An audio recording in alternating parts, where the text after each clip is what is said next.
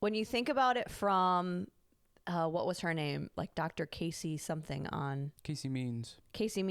Yeah. The way that she talks about food, I love, but it's especially in the recovery aspect of it or the fitness side of things. Like she talks about how food is what's building you. It's what's making you. So like you are turning into that food. Yeah. So if I'm eating processed and ultra processed foods, so like anything that's not, this is the ingredient, this is an apple, this is a pear, this is a chunk of meat, you are becoming that thing. So if I'm eating, I mean, take something that's like not even that crazy processed, but it's still processed. Like, what? I mean, I was going to say like granola bars. Those are my... So like say I if it's a love granola granola bar, bars. you don't know every ingredient that's in there, most likely, or what's keeping that gooey substance together. Yeah. How was it made? What machines was it going through to make that happen? What's the processing of how does it get into the packaging? And then what is the material of the packaging? And then how long is it there before it gets to you? That is what you're using to build your muscles, build your cells, repair your cells, build your, like everything that is happening in your body is now a granola bar. That when it comes to recovery, why that's also important is we work out or we try to be active, I would think, to have a goal of improving our life, improving our health, maintaining what we already have, trying to eliminate the decline of that, and maybe even more specific goals of building muscle in a specific way or losing weight in a specific way. That your food is what's fueling that. Your food is what's making that muscle up. Your food is what's adding to the brain transfer of when you're able to recover faster and be able to, like, again, like the CNS type of thing. If I am eating foods that are stressing my body, that's stressing my nervous system. Yeah. That's causing sensitivity in my body. So now my body is in fight or flight because I'm eating something that my body's like, no. So now I am taking that energy that I should be using to recover, and I'm using it to go like, just focus on the food, because my body, that's a foreign object to my body. So we got to figure that out. Now I never got the time to recover for the activity that I'm going to do. So I think it's like even like the whole dirty bulk thing. It's like, okay, so your dirty bulk is you're building muscle off of Culver's. Mm-hmm. It's like, okay, well, what's the quality of that muscle then? It's Culver's quality. Well, and I've never been more injured than when I was doing that. Because your body's in a constant fight or flight of stress. Oh, yeah. Well, and it's not getting the nutrients it needs. Like you're putting on weight, great, or you're putting on some muscle too, great, but you're putting on a good amount of fat, and again, it's like your body's not getting fueled for what it needs. I had this neck thing during that time that like I couldn't do bench press because like trying to activate everything, you know, you get your CNS to be ready to go to lift heavy weights and stuff. My neck, like it just this piercing pain in my neck. Yeah. And it's just, Jesus Christ. And then like one of my pecs was weird and my hip was weird at that time. And it's just everything.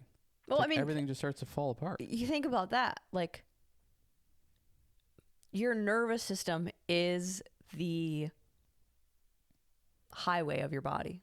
Like it's where everything is traveling through. Maybe there's a better analogy than that, but like, but it is. I mean, it's a roadwork system. Like that is what everything is connected to. So what we experience a lot of times is just the symptoms of that. Totally. Yeah. Of our it's CNS like, being not efficient, and we try to fix the symptoms, but if we could just fix the root. So it's like, yeah, you're injured. And even with that, like that's how you pick up weight is the signaling going to your muscles of we need to fire and we need to work to pick this thing up. Well, if it's focusing on your injury because you have inflammation because of the Culver's you just ate, it's not going to allow you to pick up that weight. And I think that's the like going to the inflammation or even like the injury side of it, if you're having this kind of chronic pain or achiness or injury or whatever, as long as something major didn't really happen, but it's just thing that's kind of built over time and now is consistent over time, that is a sign of you're not recovering properly.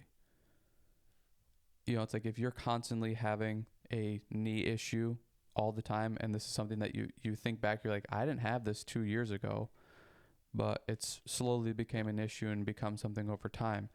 There's something that you're doing in the recovery process, which is like, we're kind of always recovering besides when we work out in a way, especially nowadays where it's like, we're not doing a ton of manual labor. A lot of jobs are sedentary, or we don't do things where we're moving around a lot. And even just like basic, you're putting away the dishes or you're making, you know, dinner or whatever. You're in kind of in a recovery process. It's like, you're always in recovery besides that hour or however long you're working out.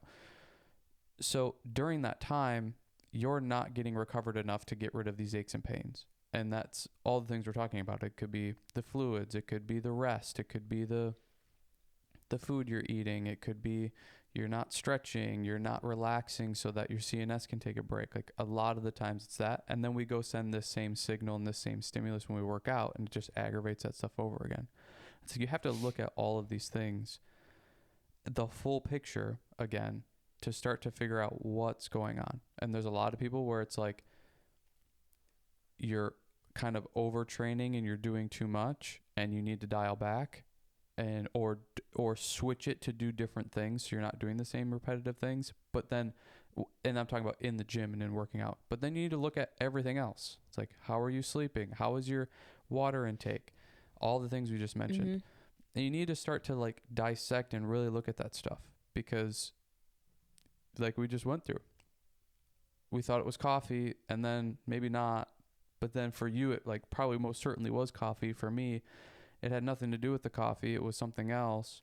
And then it's also like, oh, it's this workout in intense heat and whatever. It's like, you have to really pull all of the stuff apart to figure out what it is. Well, and the coffee, a great example with me, that was my headache, but it wasn't the source. Like, I wasn't seeing how fatigued I was because the caffeine was kind of a buffer for you. Or it was hiding how tired I was. So it's like, when I come off of it, my natural state, and I'm not going to be off caffeine long enough to see my rebound and energy, but it's like, I was getting through the day and I was fine. So in my head, I'm like, great, I'm okay. But still getting very tired at the end of the day or earlier in the day. Caffeine was just kind of giving me that disguise that I was fine. Well, and it's honestly, it's probably making the problem worse because you're not being shown the signs, or you're not being shown them as strongly. It's like you being tired and falling asleep at 8:30. It's like, okay, this is different than you being able to be awake and stay up till 10, get up at 6, you know, that routine that we've had for so long. It's like all of a sudden things shifted drastically. And it's like, okay, well, this is different or weird. So clearly my body's needing more rest, but for what reason? And then you have to figure out what you think the reason is, and then go from there. It's like, okay, do I need to keep doing these workouts and need to keep pushing myself this way because I want to, or because I have something that I'm trying to get ready for or whatever?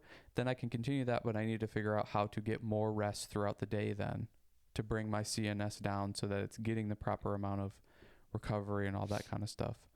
But it's just a whole bag of crap. It's like, you got to think about a lot of different things. I think like you said, we typically take the symptom and then we try to treat the symptom rather than what's actually causing the problem. Oh, I have this knee pain. It's like, well, I got to think about, you know, maybe it's because I'm doing lunges. Maybe it's because I'm doing squats. Maybe it's because I'm doing this. Maybe I shouldn't do this mobility exercise or whatever. It's like, no, you eat a whole bunch of processed foods that cause inflammation, and you must have some sort of weird, you know, degradation in your knee that's causing that. You're dehydrated, so there's no fluidity in your knee. Right. We only want to look at like, kind of like what can we physically do about it? It's like, oh, my shoulder, it's like I'm always tight back there, so I'm going to stretch it out all the time.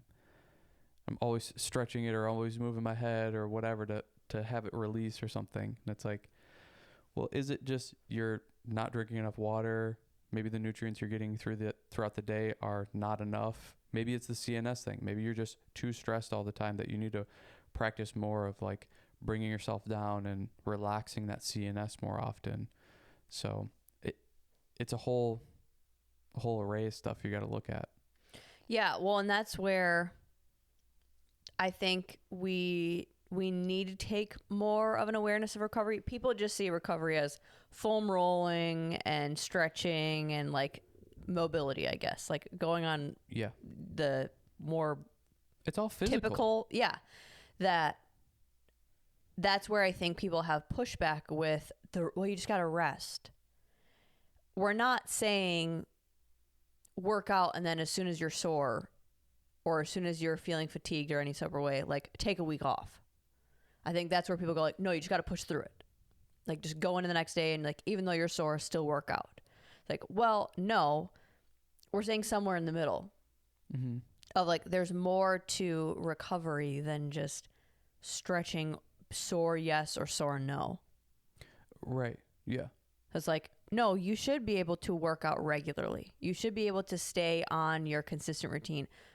Yes, if you're going to start a new program, there's a new stimulus, so you might have a little bit more of a different physical adjustment that needs, that you're feeling. You might get sore and you haven't been sore for a while because just a different adaptation that you're having to go through.